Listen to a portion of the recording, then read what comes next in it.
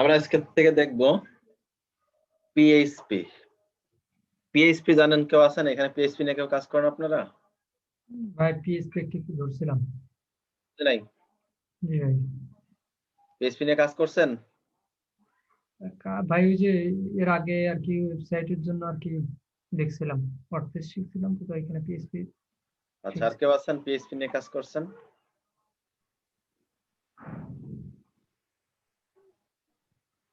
Motiur Rahman PHP নিয়ে কাজ করছেন?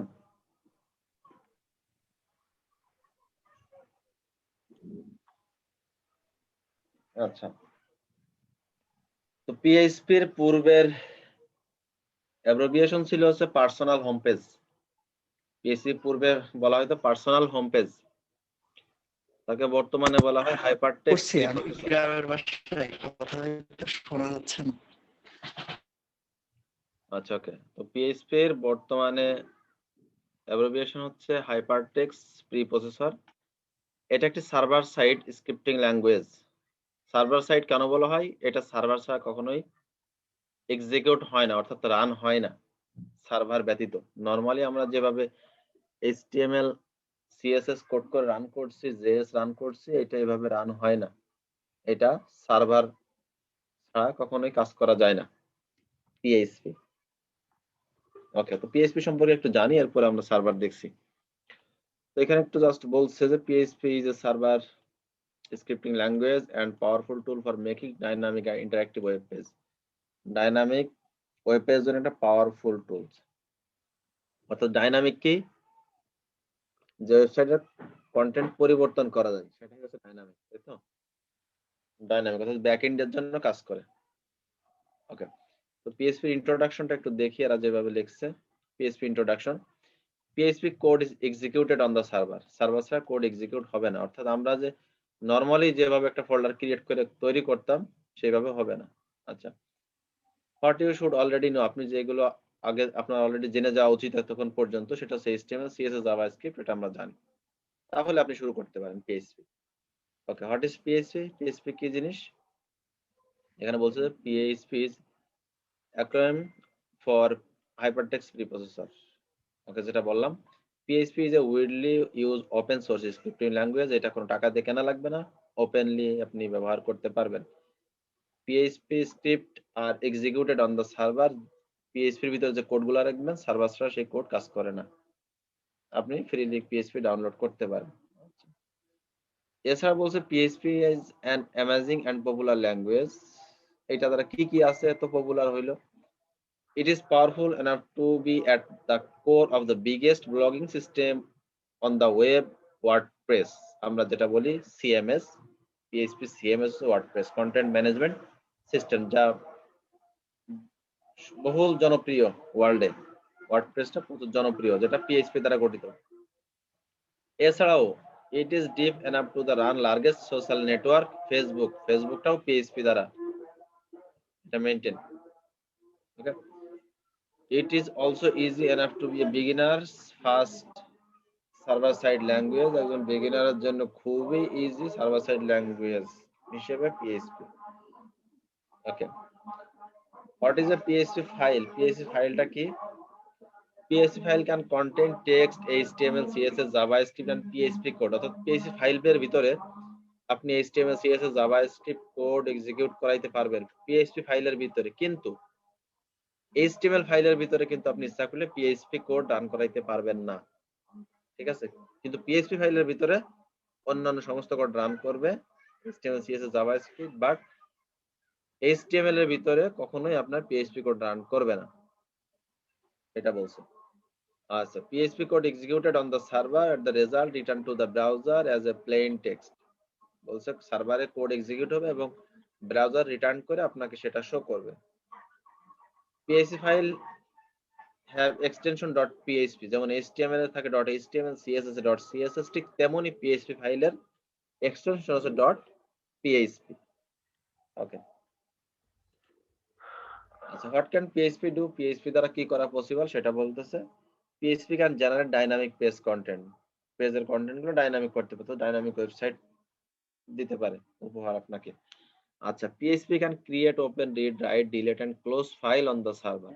একটা সার্ভারে ফাইল তৈরি করতে পারে, রিড করতে পারে, রাইট করতে পারে, ডিলিট করতে পারে PHP can collect form data, অর্থাৎ একটা ফর্মের থেকে ডাটা, যেমন আপনারা রেজিস্ট্রেশন করেছেন সেই ডাটাগুলো পেয়েছি, সেটা বলতেছে যে PHP can collect form data, ফর্মের থেকে ডাটা নিতে পারে PHP can send and receive cookies, আমরা যে ব্রাউজার যখন ব্রাউজ করি তখন কুকিজ গুলো সেভ হয়ে থাকে, বলছে সেইগুলা সে সেন্ড করতে পারে এবং রিসিভ করতে পারে।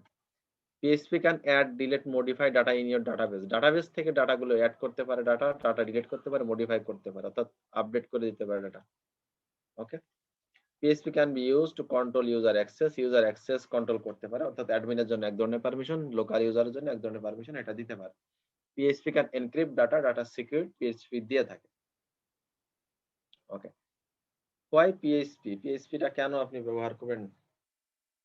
PHP run on various platform, সব প্ল্যাটফর্মে PHP ব্যবহার করা যায়। PHP is compatible with almost all the server use today, বর্তমান সময় পর্যন্ত যে ধরনের সার্ভার আছে সব সার্ভারই সে কম্প্যাটেবল, কাজ করতে পারে। যেমন এর ভিতরে সবথেকে বহুল ব্যবহৃত জনপ্রিয় অ্যাপাচি সার্ভার, যেটা আমরা ব্যবহার করব। আচ্ছা, PHP supports A ওয়েড range of database, অনেক বড় ডাটাবেস সে মেইনটেইন করতে পারে। PHP ইজ ফ্রি, এটা তো আগেই বলছে। PHP is easy to learn and run efficiency on the server side, এটা যেমন শিখাও সহজ, তেমন বলছে যে সার্ভারেও সাইড ল্যাঙ্গুয়েজ হিসেবে এটা খুব এফিসিয়েন্সি। ওকে, এখানে জাস্ট এটা ভার্সন নিয়ে কথা বলছে, তো এটা দেখছি না। তো এটা হচ্ছে PHP। এখন কথা একটাই, PHP ব্যবহার করতে গেলে আপনাকে সার্ভার লাগবে, এটা হচ্ছে মূল কথা। আমরা যা বোঝার পরে বুঝলাম যে যাই সুযোগ সুবিধা আছে না কেন সার্ভার আমাদের লাগবে। এখন সার্ভার দুই প্রকার, একটা হচ্ছে লোকাল সার্ভার, একটা হচ্ছে রিমোট সার্ভার। তো নরমালি তো আমাদের কাছে এখন রিমোট সার্ভার নাই। রিমোট সার্ভার কি জিনিস? এই যে W3 স্কুলটা আমরা দেখতে পাচ্ছি, এটা তো কোনো না একটা সার্ভার রাখছে, তাই না? গোটা ওয়ার্ল্ড থেকে কিন্তু এই W3 স্কুলের ওয়েবসাইটটা দেখা যাবে। তো এটা রিমোট সার্ভারের আন্ডারে থাকার কারণে এটা যে কোনো জায়গা থেকেই দেখতে পারবে। অনেকে আবার লাইভ সার্ভার বলে এটাকে, ঠিক আছে? রিমোট সার্ভার বা লাইভ সার্ভার বলে। আরেকটা আছে কি লোকাল সার্ভার, অর্থাৎ আমার পিসি আমি সার্ভার হিসেবে ব্যবহার করব, যেটা লোকাল সার্ভার। আমার এই পিসিটা সার্ভার হিসেবে ব্যবহার হবে, অবশ্যই তার জন্য আমাদের একটা সফটওয়্যার ব্যবহার করতে হবে। তো আপনি লোকাল সার্ভারের জন্য জ্যাম্প বা ওয়ার্ম ব্যবহার করতে পারেন, যে কোনো একটা। তবে বহুল ব্যবহৃত, সব থেকে প্রচলিত এবং পপুলার জ্যাম্প সার্ভারটা, ওইটা আমরা ব্যবহার করব। তো জ্যাম্প সার্ভারের জন্য আপনি যদি সার্চ দেন জ্যাম্প লিখে, XAMPP, জ্যাম্প লিখে যখন গুগলে সার্চ দিবেন তখনই আপনাকে ফার্স্টে এটা চলে আসবে, apache-friends.org।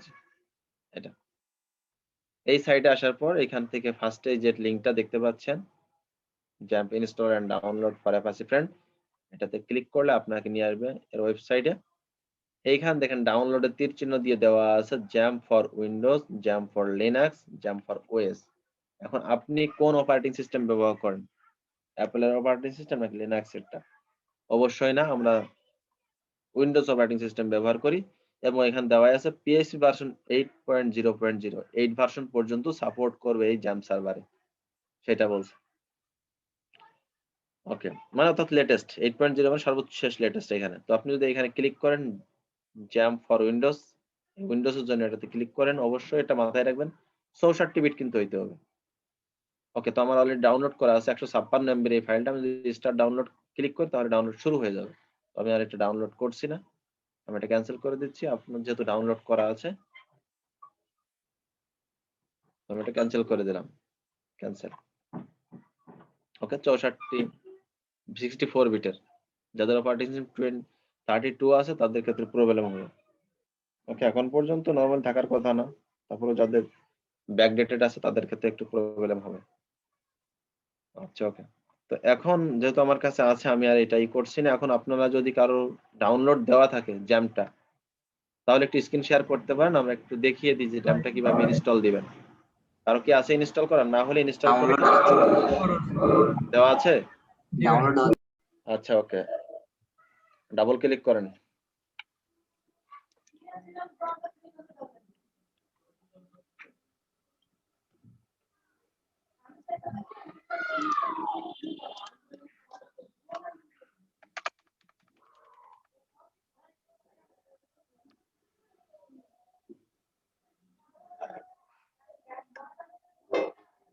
ওকে করেন, এরকম একটা ওয়ার্নিং আসবে, ওটা ওকে করে দেন।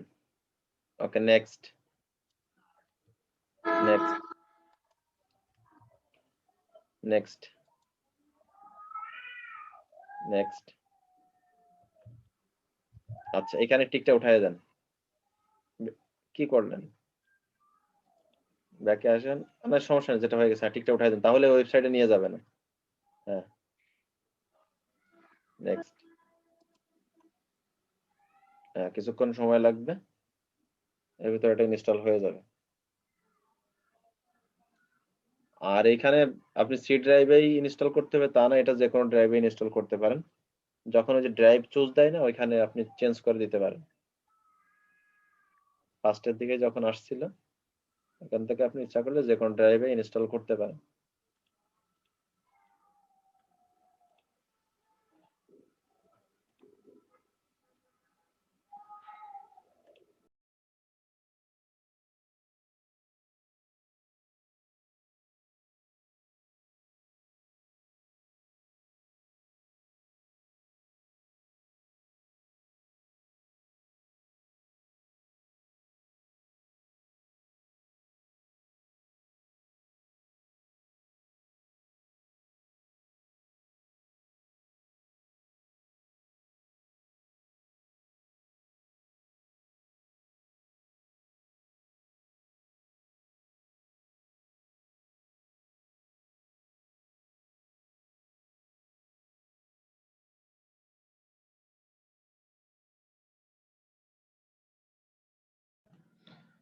অ্যালাউ অ্যাক্সেস দেন, অ্যালাউ অ্যাক্সেস।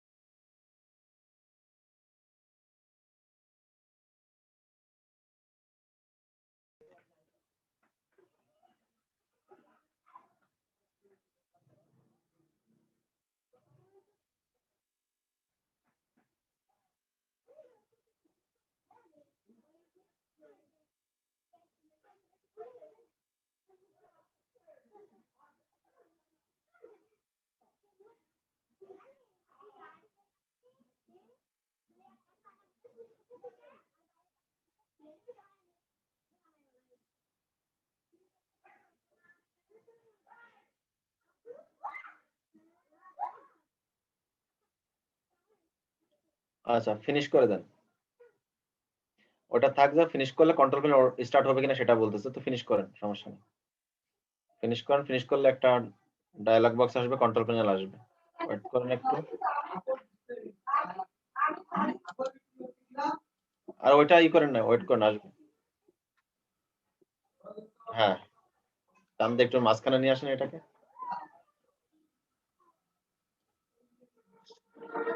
ওকে, এখন অ্যাপাচি দেখেন স্টার্ট আছে, অ্যাপাচিটা স্টার্ট করেন। অ্যাপাচি শুধু স্টার্ট লেখা আছে, ডাইনে পাশে স্টার্ট লেখা আছে। হ্যাঁ, স্টার্ট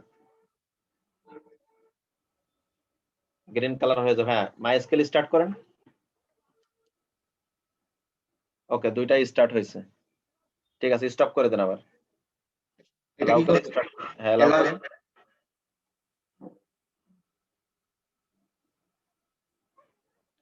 স্টপ করবো ভাইয়া? হ্যাঁ, দুইটা স্টপ করে দেন, মানে সঠিকভাবে কাজ করছে, এই দুইটা সঠিকভাবে কাজ করলে এভাবে গ্রিন কালার হবে। ওকে, কেটে দেন। এটাকে ক্রস করে দেবো? হ্যাঁ, কেটে দেন স্যার। শেয়ার অফ করেন।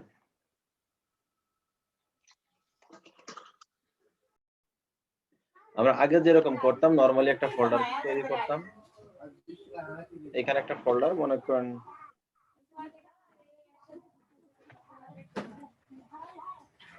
সাপোজ ব্যাস 478 নামে একটা ফোল্ডার তৈরি করলাম, এর ভিতরে কি করতাম একটা ফাইল তৈরি করতাম index.html, একটা ফাইল তৈরি করতাম এবং সেটা সাবলাইমে নিয়ে কাজ করতাম, তাই না? তো আমরা এইভাবে করতাম, কিন্তু এখন তো আমাদের যেহেতু পিএইচপি নিয়ে কাজ করবো তখন কিন্তু আর এইচটিএমএল থাকতে পারবে না। এখন এটা কি হবে index.php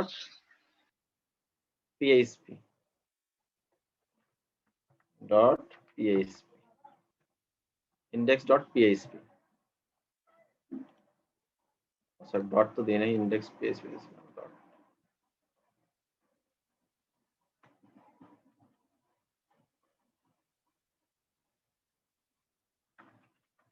index.php ওকে, তো এর ভিতর আমরা কি করতাম আমাদের বুটস্ট্র্যাপের ফাইল রাখতাম, সেম ভাবে এই দুটো কপি করে নিয়ে এর ভিতর এটা সাবলাইমে দিয়ে সেখান থেকে আমরা রান করতাম, বাট আমাদের এই ফাইল কিন্তু এখন আর সাবলাইম থেকে রান হবে না। এখন আমাদের এই ফাইল কোথায় রাখতে হবে? আমাদের সার্ভারের ভিতরে। তো এখন সার্ভারের ভিতরে আমরা দুইভাবে ফাইল রাখতে পারি বা দেখতে পারি, সেটা হচ্ছে সরাসরি দিস পিসির ভিতর গিয়ে আমার জ্যাম সার্ভারটা কোন ড্রাইভ ইনস্টল দেওয়া আছে, সি ড্রাইভের ভিতরে দেওয়া সি ড্রাইভ, এই যে জ্যাম ফোল্ডার, এর ভিতরে যাওয়ার পরে এই htdocs ফোল্ডারের ভিতরে আমি আমার রাখতে পারি। দেখেন এখানে ব্যাস 475 76 77 এগুলো আছে, তো এখানে নিয়ে আমরা এখান থেকে এই যে ফোল্ডারটা নিয়ে এখানে ছেড়ে দিতে পারি, এর ভিতরে ছেড়ে দিতে পারি। দেখেন চলে আসে ব্যাস 478 চলে আসছে, এখানে এর ভিতরে যে ফাইল রাখছিলাম সেটা আছে। এছাড়া আমরা আরেকভাবে করতে পারি, সেটা হচ্ছে আমাদের জ্যাম্পের যে কন্ট্রোল প্যানেল, এই কন্ট্রোল প্যানেল থেকে এক্সপ্লোরার যে অপশনটা এক্সপ্লোরার ক্লিক করলে আমাদের এখানে নিয়ে আসবে এই ফাইল htdocs, এখানে কিন্তু আছে, এখান থেকে ডিলিট করতে পারেন, এডিট করতে পারেন, যা কিছু করতে পারেন, ঠিক আছে? এইভাবেও যাইতে পারেন আপনি। আচ্ছা, এখন আমাদের এই যে সার্ভারের নাম, যে সার্ভারটা আমরা ইনস্টল দিলাম জ্যাম, এটাকে আমাদের এখানে লোকাল হোস্ট নামে পরিচিত। সার্ভারটা হচ্ছে লোকাল হোস্ট, হোস্টিংটা কি লোকাল। ওকে, তো এটা যদি আমরা দিতে চাই, আমরা কত দিয়েছি আপনার ব্যাস 478 নামে একটা ফোল্ডার তৈরি করেছি। তো আমি দেখেন আমাদের মাইএসকিউএলটা স্টার্ট না করলেও হবে, এখন পরবর্তীতে লাগবে, আমরা ডাটাবেস নিয়ে যখন কাজ করবো তখন লাগবে। এখন শুধুমাত্র অ্যাপাচি যদি আমরা স্টার্ট করি সেটাও হবে। ওকে, শুধু অ্যাপাচি স্টার্ট করলে হবে। তো আমি অ্যাপাচি আর মাইএসকিউএল দুইটাই রাখলাম, মাইএসকিউএল এর কিন্তু কোনো প্রয়োজন নেই, তারপর আমি রাখলাম এই দুইটা স্টার্ট, কারণ এই দুইটাই আমাদের সামনে সবসময় লাগবে। দেখেন আমার এখানে গ্রিন কালার অ্যাক্টিভ হয়ে গেছে, তো আমি এটা কেটে দিলাম, কেটে দিলেও কিন্তু অ্যাক্টিভই থাকবে, যাবে না। দেখেন আমি যদি আবার ওপেন করি অ্যাক্টিভই আছে, কিন্তু স্টার্টই আছে, স্টপ কিন্তু হয় না। স্টপ না করার মধ্যে স্টপ হবে না, যদিও আমি কেটে দিয়েছি ক্রস দিয়ে, বাট স্টপ হবে না। ওকে, এখন যদি আমি আমার ব্রাউজারে যাই, ব্রাউজারে গিয়ে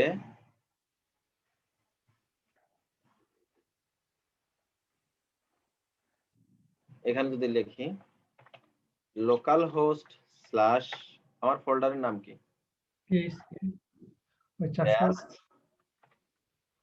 ব্যাস 478, এটা ছিল আমার ফোল্ডারের নাম।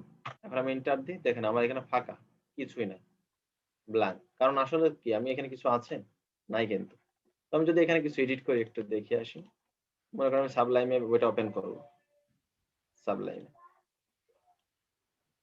তো আমরা কি করতে পারি, দুই জায়গার থেকে আমরা এখানে যে এখান থেকেও আমরা এক্সপ্লোরার থেকে ফোল্ডারটা নিয়ে ছাড়তে পারি htdocs 478, এটা কিন্তু এইভাবে এনে দিতে পারি এখানে, ঠিক আছে? চলে আসছে দেখেন, আবার আমরা কিন্তু সি ড্রাইভ থেকেও দিতে পারি, একই কথা। আমি এখান থেকে দেওয়ার পরে যে index.php এটাকে ওপেন করলাম, ওপেন করার পর সেই পূর্বের নিয়মে কাজ করি, HTML5 আমরা জানি PHP ফাইলের ভিতরে সবকিছু করা যায়। PHP স্টার্ট দিলাম। আচ্ছা, এখানে আমি মেটা দিয়েও রাখলাম, মেটা রেসপন্সিভ এর জন্য দিয়ে রাখলাম name,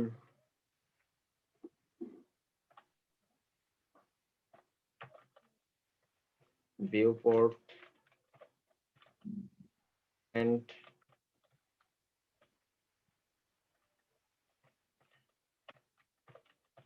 device with initial scale 1 bootstrap ফাইলটা এখানে লিংক করে দিই css/bootstrap.min.css আচ্ছা bootstrap এর js ফাইল অ্যাড করে দিই এখানে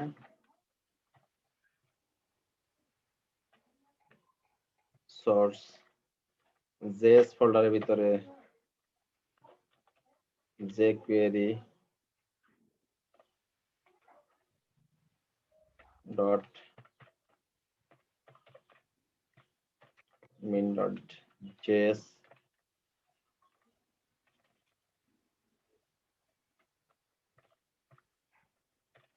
bootstrap.min.js ওকে এর লিংক করে রাখলাম এখন মনে করেন এর ভিতরে সাপোজ একটা ইস1 নিলাম এর ভিতরে লিখলাম php start now এটা দিলাম এবার আউটপুট এটা রিলোড করি দেখেন php start now এখন কিন্তু চলে আসছে তাই না এখন যখন রিলোড করেছি কিসের ভিতরে দেখেন লোকাল হোস্ট bash 478 index.php কিন্তু ডিফল্ট ভাবেই সেট হয়ে যায় ডিফল্ট ভাবেই নিয়ে নেয় index.php ডিফল্ট ভাবেই কিন্তু নিয়ে নিয়েছে অন্য আদার্স নামে ফাইল থাকলে কিন্তু নিত না about.php blog.php contact.php নিত না হ্যাঁ যদি index.html থাকতো তাহলে কি নিত html হ্যাঁ নিত html এক্সটেনশন থাকলেও নেবে ওকে এখন এটা দেখে নিচ্ছে বাট আমি এখন কি করে আমার এই সার্ভার স্টার্ট করা আছে তাই না এই যে স্টার্ট করা আছে না এটা স্টার্ট এটা স্টপ করে দিলাম এখন দুইটা স্টপ করে দিলাম এখান থেকে স্টপ আমি এটা কাটছি না রেখে দিলাম এখন আবার করা লাগবে এখন দেখেন আমি রিলোড করলাম এখন লোকাল হোস্টে আবার রিলোড করি দেখেন শুধু ঘুরতেছে this site can not be reached এই সাইডে ঢোকা যাবে না কারণ কি আমার সার্ভার তো অফ হয়ে গেছে স্টপ হয়ে গেছে সার্ভার তো রানিং নাই এই জন্য আর হবে না আমি আর ঢুকতে পারবো না কাজ করবে না অতএব আমার সার্ভার স্টার্ট থাকতে হবে তাহলে আমি কাজ করতে পারবো যখনই কাজ করব কাজ করার আগে অবশ্যই আমার সার্ভার স্টার্ট করে নিতে হবে তাহলে কাজ করবে এখন আমি রিলোড করি দেখেন চলে আসছে ঠিক আছে সার্ভারের ভিতর যখন দিব সার্ভার ছাড়া কাজ করবে না ওকে তাহলে আমরা বুঝলাম এটা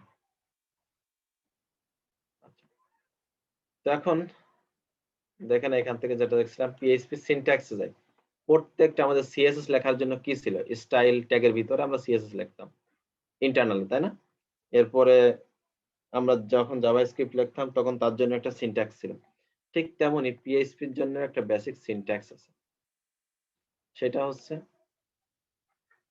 স্মলার দ্যান প্রশ্নবোধক চিহ্ন পিএইচপি শুরু আর প্রশ্নবোধক চিহ্ন গ্রেটার দ্যান দিয়ে শেষ এটা শুরু হবে এটা শেষ হবে এর মাঝেই হবে পিএইচপি কোড সব লিখতে হবে পিএইচপি কোড গোজ হিয়ার ওর ভিতর লিখতে হবে অর্থাৎ এইখানে মনে করেন পিএইচপি শুরু হলো পিএইচপি শেষ এই যে শুরু আর শেষ এর মাঝে পিএইচপি কোড লিখতে হবে যেমন পিএইচপি তে আউটপুট দেখার জন্য ইকো ব্যবহার করা হয় ইকো যদি এখানে দিয়ে দিই এলটিপি 2020 সাপোজ দেওয়া আছে সেভ দি এবার রিলোড করি দেখেন এলটিপি 2020 চলে আসছে ওকে ইকোর মাধ্যমে ডিসপ্লে করা হয় পিএইচপি তে পিএইচপি কোডগুলো ইকোর মাধ্যমে ডিসপ্লে করা হয় ওকে তো সিনট্যাক্সটা আমরা দেখলাম যে এটা দিয়ে শুরু হবে আর এটা দিয়ে শেষ করতে হবে এর ভিতরে পিএইচপি কোড লিখতে হবে ওকে আচ্ছা এখানে আমরা দেখেছি ভেরিয়েবল আমরা জাভাস্ক্রিপ্টে ভেরিয়েবল দেখে আসছি ভেরিয়েবল সেমই সবকিছুই সেম থাকে শুধুমাত্র পার্থক্য কি ওইখানে var ছিল বা let ছিল বা const ছিল এখানে ডলার সাইন আছে এছাড়া কিছুই না পার্থক্য শুধুমাত্র ডলার সাইন হবে ভেরিয়েবল ওকে দেখেন প্রত্যেকটা আগে ডলার সাইন আছে এটা হচ্ছে ভেরিয়েবল ওকে আর নিয়ম কারণ ভেরিয়েবল সেম ওটাতে যা ছিল এটা তো তাই ভেরিয়েবল কেস সেনসিটিভ জাভাস্ক্রিপ্টে ছিল এটাও অর্থাৎ এনামুল স্মল লেটার যেটা হবে এনামুল ক্যাপিটাল লেটার আলাদা ভেরিয়েবল হবে ঠিক আছে কেস সেনসিটিভ ছিল কারণ আমরা দেখে আসছি সেম আচ্ছা যেমন এই যে এটা আমি একটু দেখিয়ে দিই পিএইচপি এর ভিতরে $sign enamel equal 10, আবার যদি $sign ক্যাপিটাল লেটার দিয়ে প্রথমটা, এরপর এটা দিলাম মনে করেন স্মল লেটার, এটা কিন্তু আলাদা ভেরিয়েবল। উপরেরটা এটা কিন্তু এক না, কারণ ওইটা সবই স্মল, এটা প্রথমটা ক্যাপিটাল আছে, ঠিক আছে। $sign দিয়ে লিখতে হবে পিএইচপি ক্ষেত্রে $sign, ভেরিয়েবলের জন্য $sign। আর আগে কি ছিল, ভার ছিল, আগে যে ভি আর লিখছি আমরা ভার, তারপর লেট দিলেও হবে। জাভাস্ক্রিপ্টে ছিল, বাট পিএইচপি তে $sign ব্যবহার করতে হয় ভেরিয়েবলের ক্ষেত্রে। যেমন যদি এখানে ইকো করে দিই, মনে করেন ইকো $enamel দিলাম, তার মানে কি কোনটা প্রিন্ট হবে, সবচেয়ে স্মল লেটার, তাই না? তার মানে কি 10টা প্রিন্ট হবে, 20 প্রিন্ট হবে না। আউটপুট দেখি, রিলোড, দেখেন 10 আসছে। যখন এটার প্রথমটা ক্যাপিটাল লেটার দিব তখন কোনটা আসবে, নিচেরটা আসবে, দেখেন 20, ঠিক আছে।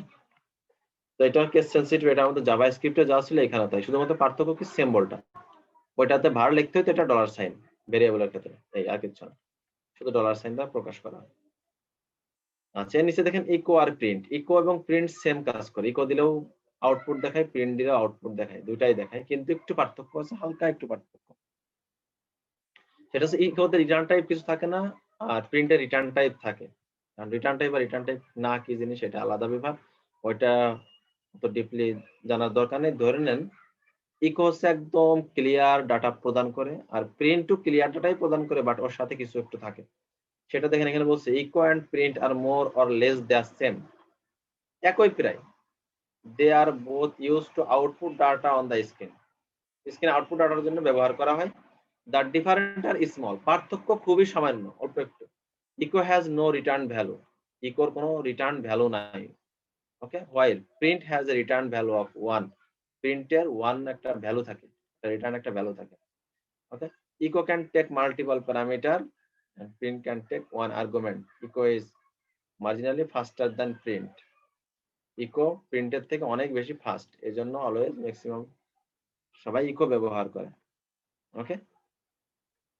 আমরাও ইকো ব্যবহার করব, যেমন এটা ব্যবহার করতেছি এখানে। ইকো জায়গায় প্রিন্ট দিলে একই কাজ হবে, প্রিন্ট দিলে একই কাজ হবে, কিন্তু এটা রিটার্ন টাইপ থাকে, এজন্য আমরা ইকো ব্যবহার করব। আচ্ছা, এর নিচে আছে দেখেন ডাটা টাইপস, ডাটা টাইপস তোমরা ওইখানে দেখছি ডাটা টাইপস নরমালি, কিন্তু এইভাবে স্পেসিফিক ছিল না। ওইখানে যেমন স্ট্রিং একটা ডাটা টাইপ, স্ট্রিং কি জিনিস আমরা জানি, ডাবল কোটেশন অথবা সিঙ্গেল কোটেশনের ভিতর যেটা থাকে সেটাই কিন্তু স্ট্রিং। যেমন এটা স্ট্রিং হয়ে গেছে, এখন আমরা এটা দেখেছি জাভাস্ক্রিপ্টে, স্ট্রিং ডাবল কোটেশন অথবা সিঙ্গেল কোটেশনের ভিতর থাকলেও কিন্তু সেটা স্ট্রিং, যদি এটা ডাবল না থেকে সিঙ্গেল থাকে তাও কিন্তু স্ট্রিং, সিঙ্গেল কোটেশনের ভিতর আছে এটা স্ট্রিং, ঠিক আছে। এর নিচে আছে ইন্টিজার, এই যে 20, 50, 100, 5 লক্ষ সব কিন্তু ইন্টিজার, এই যে 20, 100, 200, 5000, 10,000 সব কিন্তু ইন্টিজার। ফ্লট, floating point number also call double, মানে ফ্লটকে ডাবল বলা হয়, ডাবল আর ফ্লট একই করে দিয়েছে। ফ্লট, ফ্লট কোনটা মনে করেন 20.547, 20.547, এটা কিন্তু ফ্লট টাইপ, ডাটা টাইপের ভিতরে এটা ফ্লট, কারণ পয়েন্ট আছে এখানে, ঠিক আছে। পয়েন্ট থাকলে সেটা ফ্লটের আওতাভুক্ত। এখন ফ্লট আর ডাবল এক করে দিয়েছে, আগে আলাদা ছিল, ওকে। এর নিচে দেখেন বুলিয়ান, বুলিয়ান মানে ট্রু আর ফলস, বুলিয়ান বলতে বোঝায় ট্রু আর ফলস, হয় সত্য না মিথ্যা, সত্য অথবা মিথ্যা যে কোনো একটা। যেমন আমরা আওয়েল ক্যারোসেলে দেখছিলাম বুলিয়ান টাইপ ছিল ট্রু, তাই না, যে লুপ ট্রু মানে চলতেই থাকবে, সত্য। আচ্ছা, অ্যারে, অ্যারে তো আমরা সবাই জানি, অ্যারে টাইপ আছে, অবজেক্ট, অ্যারে অবজেক্ট আছে, নাল আছে যার কিছুই নাই কোনো ভ্যালু, ওকে। এখানে আরো নিচে এইগুলো দেখতে পাবো, যে boolean type true false, array, array তো আমরা দেখেছি, এটা অবজেক্ট অর্থাৎ অ্যারে আকারে যেগুলো দেখাচ্ছে অবজেক্ট ক্রিয়েট করা, নাল বলতে কিছুই থাকবে না, নাল, ওকে। আচ্ছা, এর নিচে দেখেন অপারেটরস, যেটা আমরা জাভাস্ক্রিপ্টেও দেখেছি, বাট এখানে একটু নাম দিয়েছে অপারেটরস গুলো, যে কোনটা কোন অপারেটর, যেমন arithmetic operator, assignment operator, comparison operator, increment decrement operator, logical operator, string operator, array operators, conditional assignment operator. Okay, যেমন দেখেন অ্যারিথমেটিক অপারেটরের ভিতর কি কি, এই যে অপারেটর গুলো তো সাথে আমরা পরিচিত, যোগ বিয়োগ গুণ ভাগ মডুলাস, এগুলো তো সাথে কিন্তু আমরা পরিচিত, তাই না? এটা অ্যারিথমেটিক অপারেটরের ভিতর রাখছে, যেটা অ্যারিথমেটিক অপারেটর সিস্টেম। এর নিচে আছে অ্যাসাইনমেন্ট অপারেটর। এই অপারেটর গুলোর সাথে কিন্তু আমরা পরিচিত, তাই না? যে y এর মান x এর ভিতর থাকবে, আর এখানে x এবং y এর মান যোগ হয়ে x এর ভিতর থাকবে, এই সিস্টেমই তো আমরা করেছি এগুলো সেম, যেগুলো আমরা জাভাস্ক্রিপ্টে করেছি, বাট এখানে নাম দিয়ে রাখছি অ্যাসাইনমেন্ট অপারেটর হিসেবে, যেগুলো অ্যাসাইনমেন্ট অপারেটর। এর নিচে আছে কম্প্রেশন অপারেটর। এই যে আমরা দেখেছি ডাবল ইকুয়াল মানে ইকুয়াল, আর ট্রিপল ইকুয়াল মানে সমান, এবং তাদের ডাটা টাইপও সমান হইতে হবে, এখানে সব দেখেন দেওয়া আছে, এই পাশে সব ডিটেইলস দেওয়া আছে, এবং এটা ট্রাইড করে রেজাল্টও দেখতে পারবেন। greater than or equal, greater than, smaller than, greater than or equal, greater than or less than, everything. Increment decrement, এই যে প্লাস প্লাস মাইনাস মাইনাস, যেগুলো আমরা দেখেছি ইনক্রিমেন্ট ডিক্রিমেন্ট। ওকে, জাভাস্ক্রিপ্টেও same. Logical operator and or not, এটা আমরা দেখেছি। String operator, অর্থাৎ এই যে কনক্যাটেনেশন যেটা ছিল সেটা হচ্ছে, যেটা আমাদের জাভাস্ক্রিপ্টে ছিল প্লাস দ্বারা যুক্ত করা হইতো, আর এখানে ডট দ্বারা, কনক্যাটেনেশন দ্বারা। এইখানে যে কনক্যাটেনেশন অ্যাসাইনমেন্ট, অর্থাৎ যুক্ত হবে এবং এর ভিতরে মানটা থাকবে, সেটা বলছে। ওকে, তো ওইখানে যেটা ছিল প্লাস, এখানে সেটা ডট। জাভাস্ক্রিপ্টের ক্ষেত্রে একই কাজের ক্ষেত্রে সবকিছু চলে আসবে। আচ্ছা, এর নিচে দেখেন কন্ডিশনাল, ইফ এলস, যেটা জাভাস্ক্রিপ্টে ছিল। প্রোগ্রামিং এর ক্ষেত্রে সব জায়গায় সেমই থাকে, কিছু জিনিস পার্থক্য থাকে, তাছাড়া সবই সেম থাকে। যেমন condition, if else, else, switch, সবকিছুই দেখেন। ইফ, এখানে যে কন্ডিশন ছিল, if condition code to be executed, ওইখানেও সেম ছিল জাভাস্ক্রিপ্টে। আচ্ছা, if condition code to be executed, যদি অন্যথায় হয় এটা হবে, যেটা আমরা দেখেছিলাম, সেমই ছিল। আচ্ছা, ইফ ইলস, এটাও আমরা দেখেছি, যেটা জাভাস্ক্রিপ্টে ছিল, সেমই, কোনো পার্থক্য নেই। অর্থাৎ এগুলো কোনো পার্থক্য নেই, কন্ডিশন সব জায়গায় সেম। ওকে, তো এগুলো আমাদের সব কাজের ক্ষেত্রে সব ব্যবহৃত হয়ে যাবে, যেহেতু আমরা একবার দেখেছি এই জন্য আর এখানে দেখছি না আলাদা করে, কারণ আমাদের কাজের ক্ষেত্রে এগুলো লাগবে, এগুলো অটোমেটিক আমাদের চলে আসবে। এর নিচে দেখেন সুইচ আছে, কন্ডিশন সুইচ। যেমন দেখেন এখানে সুইচ কন্ডিশন আমরা জাভাস্ক্রিপ্টে দেখেছি, এই যে $সাইন ফ্যাপ কালার, অর্থাৎ ভেরিয়েবল তো এটা, তাই না? ভেরিয়েবলের ভ্যালু কত? রেড। ভ্যালু কি ভেরিয়েবলের? রেড। তো সুইচের ভিতর ভেরিয়েবল রাখছে ফ্যাপ কালার। ফ্যাপ কালার মানে কি? এর ভিতরে কি আছে? রেড আছে না? রেড আছে। তো এখানে কেস রাখছে একটা রেড, যদি এটা মিল খায়, ম্যাচ করে, তাহলে এটা আউটপুট দিবে, এটা echo your favourite colour is red. Break, যদি কেস এটা সঠিক হয় তাহলে এটা, যদি এটা সঠিক হয় তাহলে এটা, এবার যদি কিছু না হয় ডিফল্ট ভাবে থাকবে এটা। ওকে, তো আসলে আমরা তো বুঝতেছি ফেভারিট কালারের ভিতর কোনটা আছে, এই রেড আছে, তার মানে কি কোনটা এই দেখাবে, কোনটা এইটা, কারণ এই রেডের সাথে তো ম্যাচ করে যাবে, ম্যাচ করে গেলে এটা দেখা যাবে। কেস যখন মিলে যাবে, কেস যে ফেভারিট কালারে কেস রেড আছে, তখন এটাই ইকো করে দিবে। যদি এখানে ব্লু থাকতো তাহলে এইটা কিন্তু দেখাইতো, যে ইয়ার favourite colour is blue. Okay, green থাকলে এটা দেখাইতো। এইখান থেকে আপনারা ট্রাই ইট ইয়োরসেলফ, এখান থেকেও দেখতে পারেন। দেখুন গ্রিন আছে, রেড আছে, যদি আমি এখানে গ্রিন দিয়ে দিই, গ্রিন দিয়ে দিলাম এখানে ফেভারিট কালার ভেরিয়েবলের ভিতরে, এখন দেখেন এটা কোনটা দেখাই, গ্রিন। ঠিক আছে, আর যদি অন্য একটা দিয়ে দিই, ইয়েলো,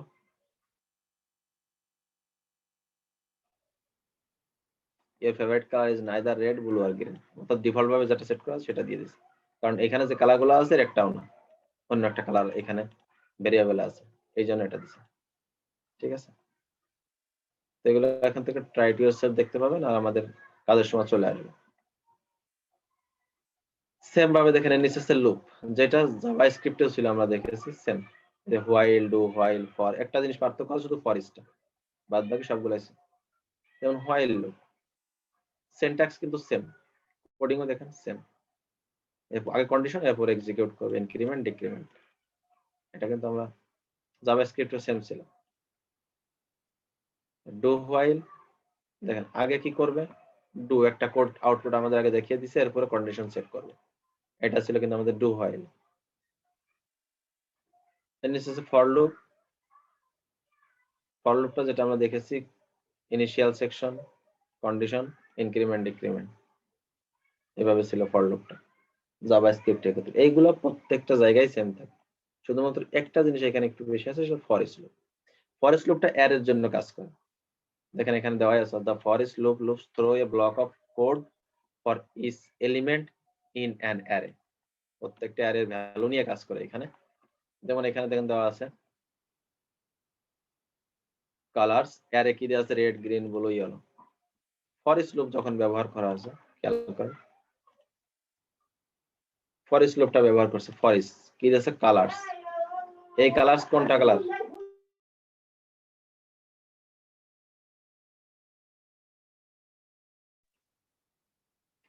তো এখানে যে কালার্স, এই কালার দেখতেছি এটা কি, এই যে কালার, তাই না? এর ভিতর সমস্ত অ্যারের ভ্যালু গুলো আছে, কালার্স অ্যাজ ভ্যালু।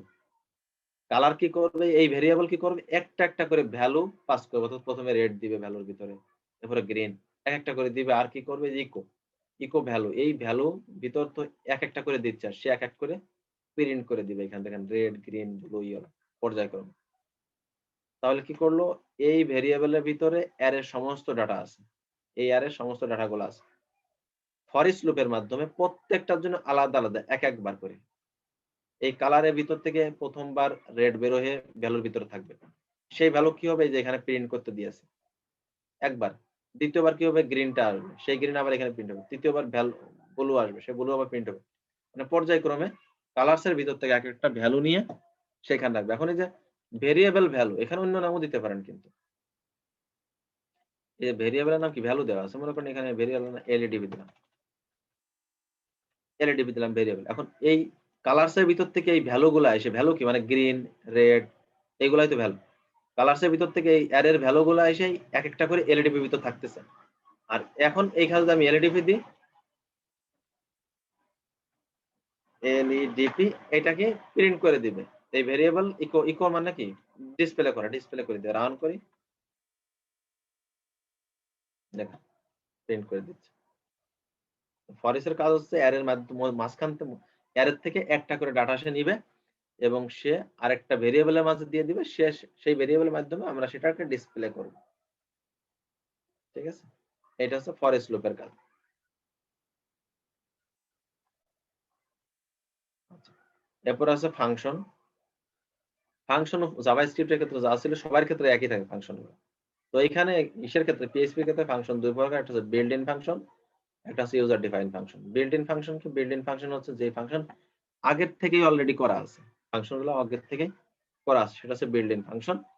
আর একটা হচ্ছে user define function. User define ফাংশনটা কি, যেটা আপনি তৈরি করবেন বা আমি তৈরি করবো, মানে ইউজার তৈরি করবে, সেটাই হচ্ছে ইউজার ডিফাইন ফাংশন। তো এখানে দিয়েছে যে ইউজার ডিফাইন ফাংশন কি, besides in the possible to create your own function. আচ্ছা, a function is a block of statement that can be used repeatedly in a program. একটা প্রোগ্রামের ভিতরে একটা ফাংশন একাধিকবার রিপিট করা যায় বা একাধিকবার ব্যবহার করা যায়। ঠিক আছে, একটা ফাংশন কল করে করে একাধিকবার ব্যবহার করা যায়। আচ্ছা, a function will not execute automatically when a page load. একটা ফাংশন অটোমেটিক্যালি কিন্তু লোড হয় না, একটা ফাংশন অটোমেটিক্যালি এক্সিকিউট হয় না। ঠিক আছে, কল না করলে সে ফাংশন লোড হয় না।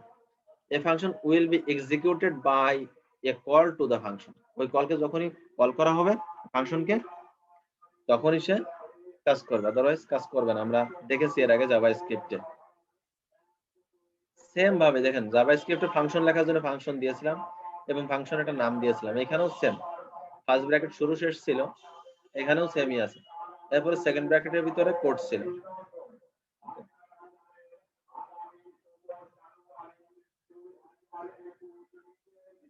ওকে, এখানে যেমন দেওয়া আছে ফাংশন, ফাংশন কিওয়ার্ড, ফাংশনের নাম, ফার্স্ট ব্র্যাকেট শুরু শেষ, সেকেন্ড ব্র্যাকেটের ভিতরে দিয়েছে ইকো হ্যালো ওয়ার্ল্ড। আর এখানে কি ফাংশন কল করে দিয়েছে বাইরে, যে কল দা ফাংশন, এখানে ফাংশনটা কল করে দিয়েছে। ওকে, আমরা কাজের ক্ষেত্রে এই জিনিসটা আরো বেশি দেখতে হবে। যেমন ধরে নেন এখানে যদি আমি কোনো একটা ফাংশন দিই, ফাংশনের জন্য অবশ্যই ফাংশন দিতে হবে, ফাংশন কিওয়ার্ড, ফাংশনের নাম ধরে নেন এনামল দিলাম, ফার্স্ট ব্র্যাকেট শুরু শেষ, এখানে সাপোজ ইকো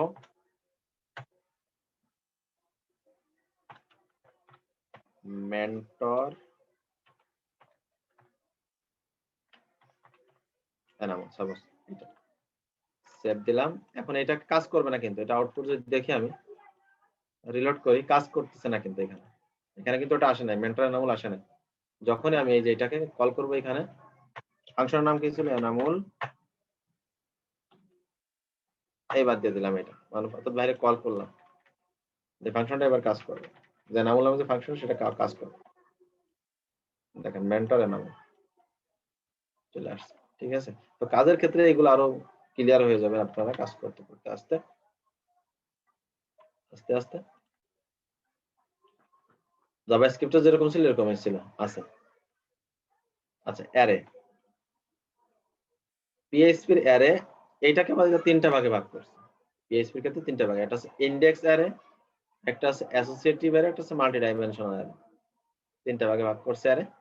তো ইন্ডেক্স অ্যারে যেটা নরমালি আমাদের ছিল, এই যে আমরা জাভাস্ক্রিপ্টেও কিন্তু এইভাবে লিখছি, এইভাবেও লিখতে পারেন, আবার এইভাবেও কিন্তু আপনি লিখতে পারেন, দুইভাবে লিখতে পারেন। তবে এটা একটু বেশি, এটা ইজি, এভাবে লিখলেই তো বেটার হয়। শুধু শুধু এই ঝামেলা করার দরকার আছে যে অলরেডি কার 0 1 কার 2, কারণ এটা তো অলরেডি আমরা বুঝি, তাই না?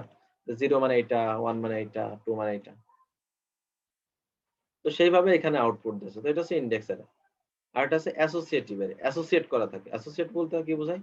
দেখেন এখানে দেওয়া আছে যে এই ভেরিয়েবলের ভিতরে এই অ্যারেটা, তো এখানে কি দিয়েছে পিটার, পিটারের ভিতর কি আছে 35, বিনের ভিতর কত আছে 37, জো এর ভিতর আছে 43, তাই না? এই জিনিসটা আবার এইভাবেও লেখা যাইতো। তো এই ক্ষেত্রে যখন আমরা আউটপুট দেব, আগে কি করতাম আমরা ইন্ডেক্সিং করতাম না, এজ 0 মানে কি প্রথমটা শো করতে, বাট এইখানে কিন্তু সেটা হবে না, এজ পিটার। দেখেন এখানে দিয়েছে যেটা যে ডট এজ পিটার, মানে পিটারের ভিতর কি আছে 35, তাই না? ইকোতে কি আসবে দেখেন এখানে কি করছে, Peter is dot age Peter, অর্থাৎ এজ পিটার বলতে 35, Peter is 35 dot years old, মানে পিটারের বয়স 35 বছর, সেটা বোঝাচ্ছে।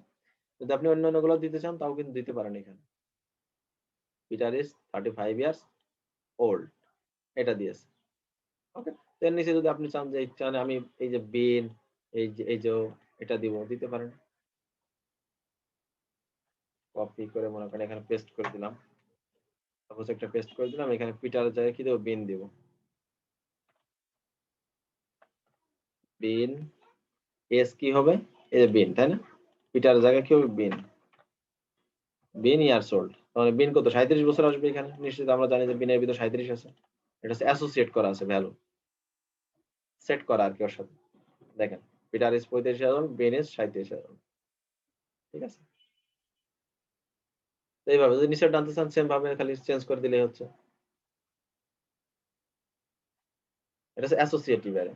আরেকটা আছে আর এখানে multi dimensional array. Multi dimensional, যেমন মাল্টি ডাইমেনশনাল ভিতর দেখেন নেম দিছে ভলভো, স্টক কত 22টা, মনে করেন ভলভো গাড়ি আছে কয়টা, স্টকে 22টা, এর ভিতরে সোল্ড কয়টা হয়েছে 18টা, বিএমডব্লিউ আছে 15টা, সোল্ড কয়টা 13টা, স্যাব আছে কয়টা 5টা, সোল্ড কয়টা 2টা, ল্যান্ড রোভার আছে 17টা, সোল্ড কয়টা 15টা। এখন খেয়াল করেন এইখানে দিয়েছে মতন এইটাই 3টা। মাল্টি ডাইমেনশনাল বলতে বোঝায় একাধিক, অ্যারের ভিতরে আবার অ্যারে, ধরে নেন কার ভেরিয়েবল কারের ভিতরেই অ্যারে, এই সবগুলো কিন্তু অ্যারের ভিতরে আবার অ্যারের ভিতরে আবার অ্যারে।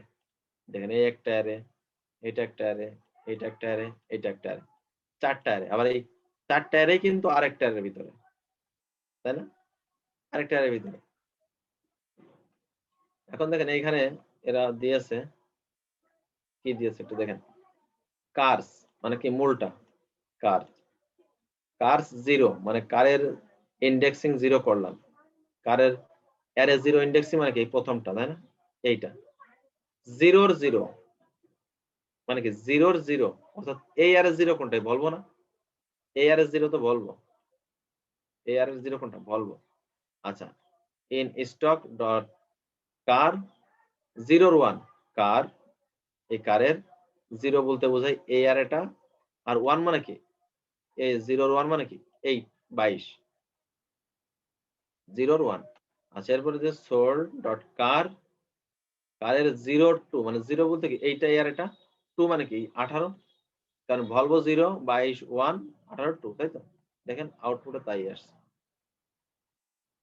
আউটপুটে তাই আসছে। ওকে, একটু কিছুক্ষণ এদিকে তাকাবেন তাহলে এগুলো বুঝতে পারবেন। যেমন এর নিচেরটা একটু খেয়াল করি, কার্স 1 1 এর 0 1 0 পাশাপাশি রাখছে 1 0 1 মানে কি এইটা, যদি কারের ইন্ডেক্সিং করি তাহলে এটা 0 হয়, এটা 1 হয় না, এই আর এটা 1 1 0 মানে কি বিএমডব্লিউ, 1 এর 0 মানে বিএমডব্লিউ, এই আর এর 0 কোনটা, এটা না, বিএমডব্লিউ। আচ্ছা, এখানে এসেছে 1 1 1 এর 1 1 মানে এটা, আর 1 মানে কি 15। সেম ভাবে কিছু 1 এর 2, এটা হচ্ছে 1 1 এর 2 কোনটা, 13। BMW stock 15 sold 13। এইভাবে একটু খেয়াল করলে আপনারা একদম ক্লিয়ার হয়ে যাবে। ইন্ডেক্সিং তো আপনারা বলুন 0 থেকে কাউন্ট হয়, প্রত্যেকটা অ্যারে 0 থেকে কাউন্ট হয়। এই অ্যারের তো ইন্ডেক্সিং কত, 0 1 2 3, তিনটা 0 থেকে 3 পর্যন্ত। আচ্ছা, চারটা। আবার এই অ্যারের কিন্তু আবার তিনটা করে ইন্ডেক্সিং, মানে ভলভো 0, এটা 1 এটা 2, এটারও একটা 0 এটা 1 এটা 2, এটা 0 এটা 1 এটা 2 এটা 3, 1 2, এটার 1 0 এটা 1 এটা 2, ঠিক আছে? মানে অ্যারের ভিতরে অ্যারে, সেটা হচ্ছে মাল্টি ডাইমেনশনাল অ্যারে। তো কাজ করতে করতে এগুলো ক্লিয়ার হয়ে যাবে। এমনি জাস্ট দেখেন, এগুলো যে কোনো কঠিন ভাবে আপনাদেরকে দেখতে হবে তা না, কিন্তু এমনি দেখে রাখেন এগুলা।